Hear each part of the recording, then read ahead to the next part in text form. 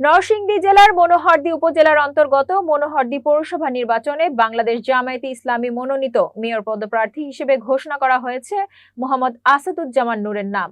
আজ সোমবার 30 জুন এক আনুষ্ঠানিক ঘোষণার মাধ্যমে এই সিদ্ধান্ত জানানো হয়। মোহাম্মদ আসাদুজ্জামান নূর বর্তমানে বাংলাদেশ জামায়াতে ইসলামী মনোহরদী পৌরসভা শাখার আমির হিসেবে দায়িত্ব পালন করছেন। পাশাপাশি তিনি মনোহরদী প্রেস ক্লাবের সভাপতির দায়িত্বেও রয়েছেন। একজন অভিজ্ঞ সংগঠক, দক্ষ সাংবাদিক ও নীতিনিষ্ঠ রাজনীতিক হিসেবে এলাকায় তিনি সুপরিচিত। দলের পক্ষ থেকে জানানো হয়, আসন্ন পৌরসভা নির্বাচনে জনগণের স্বার্থ রক্ষা ও সুশাসন প্রতিষ্ঠার লক্ষ্যে একজন পরিচ্ছন্ন ও দায়িত্ববান নেতাকেই প্রার্থী হিসেবে নির্বাচন করা হয়েছে। তার নেতৃত্বে পৌরবাসীর দীর্ঘদিনের সমস্যাগুলো সমাধানের পথ সুগম হবে বলে দলীয় নেতাকর্মীদের বিশ্বাস।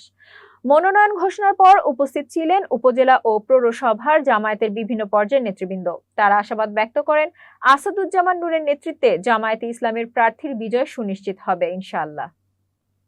এদিকে মনোনয়ন ঘোষণার পর খবর ছড়িয়ে পড়লে সামাজিক যোগাযোগ মাধ্যম সহ এলাকা জুড়ে ব্যাপক আলোচনা শুরু হয়।